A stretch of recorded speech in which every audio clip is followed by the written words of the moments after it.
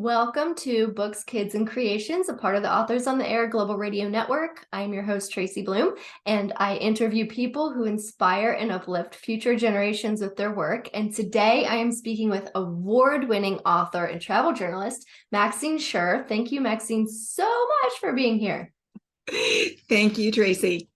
I am so excited to speak with you because I started looking through the decades of work that you've produced, and I was like, oh my gosh, she started writing a long time ago. I mean, you put out your first book in 1979, and That's right. one of them I saw had like an audio tape, and I went, audio tape, so you have been at this for quite some time. A long time. Yeah. And how did you get started in your career? Because you have done so much. I mean, from the travel journalism, which is like a whole other topic I want to get into, but how did you get started with writing and finding your passion?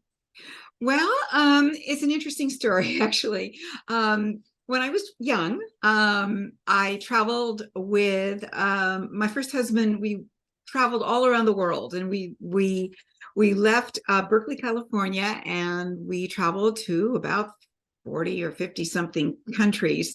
And that took a year and a half. And it was just one of the most amazing experiences of my life. And at the end of that travel, we settled in New Zealand, where we lived for 5 years. And my head was actually bursting with all these experiences I had and places I had seen and people that I had met. We literally did that overland trail from Europe to Asia, and we spent a good deal of time in India and Afghanistan and Pakistan, and a lot of places where many people, most people hadn't been. So I was dying to storytell about what I had seen, what I had experienced. So I started writing my experiences for young people, and they were published in these little school journals that were published by the New Zealand Department of Education. And I was very, very fortunate to have them illustrated by one of England's greatest children's book illustrators, Victor Ambrose, who'd won the Kate Greenway Award for illustration, which is like our Caldecott Award. So that really launched me on the idea of, hey, maybe I could write for kids. And in fact, my first two children's books were published in New Zealand. And then I didn't stop. I just went on from there. I was very ambitious. I had stories that were inside of me, and I needed to get them out. Yeah. Yeah. And I was reading through, because you've done also travel blogging, and you've been featured in lots of different big name publications. You also blog. I mean, how did you find that it was I guess therapeutic or just relaxing, or what was it putting all of your, because there's a difference between writing for children and then these beautiful experiences. I read some of your blogs, and they're just beautiful. You put people right there in the moment, and these beautiful places you've seen. How did you kind of find to differentiate between writing those two styles? Well, that's a really interesting question, because I think I always think about what Montaigne said many years ago, right? A few hundred years ago. He basically said that, writing is a form of thinking. And often when we travel, for example, we need to think about that place. We need to think about how we and that place connect. What does that place mean to you as a traveler? And when you come home, how has it affected your life? Have you been changed by where you've been? And what have you learned that you can take into the future? So I think that's what I wanted to do, with all my travel, is to explore who I was in that setting and how I grew through that experience. So if you think of writing as thinking, it's really a way of figuring out what I'm thinking. When you put pen to paper, you have a blank sheet. You may not necessarily know where you're going, but as you go, you do understand where your brain's going and where you're thinking. I teach children's book writing too, and I love to give exercises that enable people to just write without thinking, like to a timed limit or something like that. And in fact, it's kind of interesting about travel writing and children's books, because I do think that in some ways, travel writing has informed my children's books. I've been able to see people living in very different ways, Yeah. and that has actually sparked some of the ideas for my kids' books. Yeah, well, Yeah. you can feel it and see it in, especially in Brave with Beauty, and Yes. you can see it in well, in a lot of yours. I mean, you can sense that you have seen a lot of the world, and some of those pieces pull through into those stories in a very beautiful way. Was there a specific place or a moment that inspired your book, Brave with Beauty? Because it's so, one, illustrated just phenomenally, and the story is really, really nice. Yeah. Brave with Beauty, and I'll just show the book for a minute, uh, Yeah. was inspired by my long ago sojourn in Herat, Afghanistan. And at that time, you know, before the Taliban, when the king was still on the throne, it was just a wonderful place to visit. And it was a place that felt like I was truly going back in time. And I know that when we see television images of Afghanistan, we see a very impoverished world, and there are a lot of people said, oh, it's like, they're still medieval, they're still in this medieval world, they're not sophisticated, like we are in the Western world. Well, the reality is that, in the 15th century, Herat rivaled Florence as a place of science and culture and art. And very few people know this. I did. And there was this incredible queen, Queen Gohashad, about which Brave with Beauty is written, who sponsored the arts. She sponsored all the arts, whether they were music, calligraphy, painting, architecture. And she was actually somewhat of an architect herself. She did sketches of beautiful buildings. So I wanted the world to know that this place in the world had not always been as we see it today in the news. It had been once a fabulous place of great cultural and creative growth. In fact, one of the great astronomers of the world came from Afghanistan. So, that's what I wanted people to know that. It's so important, and especially highlighting women as well Exactly. in these Yeah. positions. And just, a lot of people, to your point, think of Afghanistan when you hear the words, even you have visuals that pop in your head, and you don't even think about these times before, or the Yes. people who have been there and the things that they've built and established. So it's a Right. wonderful book. Women had a great deal of power in Yes. that part of the world. Yeah. Great deal of power. So, yeah. And with your illustrations, is that an illustrator that how did you find your illustrator? Was that part of the publisher or someone Well, that that's you? a very interesting story, actually, about this particular illustrator, because many years ago, and I don't know, late 80s, early 90s, there Robin and Patricia DeWitt are identical twins, and they illustrated another book of mine called The Marvelous Maze, and their illustrations are absolutely gorgeous. I mean, they are just totally beautiful, Stunning. very detailed, Yeah. and very just absolutely exquisite. So with my publisher, with Brave with Beauty, we had tried a couple of other artists, and they didn't quite work out. And then we even had an artist from Kabul, Hmm. but he suddenly immigrated to America and didn't have time to Oh. do the illustrations. So I said, well, what about Robin and Patricia? And luckily they were available and they were excited to do it. And they actually teamed up with another woman, Golsa Yagubi, who is from Iran. So she added much of the calligraphy that's in the book, Okay. the beautiful calligraphy. And so the three women worked on this together, which was very, very exciting for me. And Yeah. to look at it, you wouldn't think that there's three because it looks so cohesive. Right. It's so cohesive. Well, the twins have been working together on many children's books over the decades, so they're very used to doing that. But having the third one really worked well, Yeah. because she came from the part of the world where this book was written, and that added this authenticity to the illustrations. And you also have another book that I was able to read called Yeah. When Zissel, is it Zissel or Zeisel? Zissel. When Zissel got rich. Got rich. And I went, what a fantastic book. It's Yeah. so great. And I just, as I was reading it, yes, yes, yes. It's amazing. And what sparked this creation? Because I mean, there's a million things in today's society to where you could say that thing or that thing. Right. Yeah. Well, I had originally just played around with the idea of a queen who wanted more and more jewelry and more beautiful things, and the more she got, the more unhappy she was.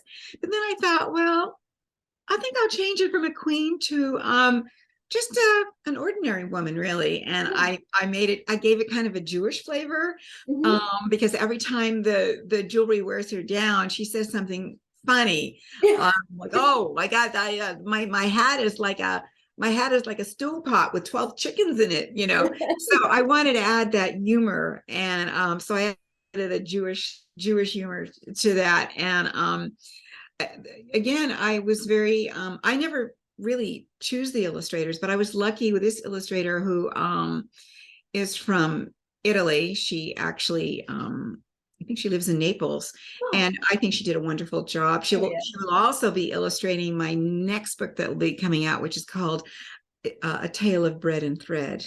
Oh, yeah, and that'll be coming. I think it's coming out in September of this year, right? Of this year, yes. Okay. Yeah. Yeah, and so when you write your books, do you have like a writing place you go to, or do you are you one of the people who carries journals everywhere and just when inspiration strikes, you start writing, or what's your process like? Well, I do like to carry a little notebook in my purse wherever I go, because you never know. Yeah. And I like to eavesdrop on people and hear how they speak. And, you have to be very observant, I think, to be a writer. Yeah. So yeah, I do that. And I have my own office in my house, which is my little woman cave. Yes. And that's where I write.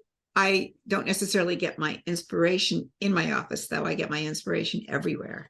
Yeah. And on your website, if you click on the travel blog piece and you scroll down, there's all these stunning pictures of places you've been and experiences that you were part of.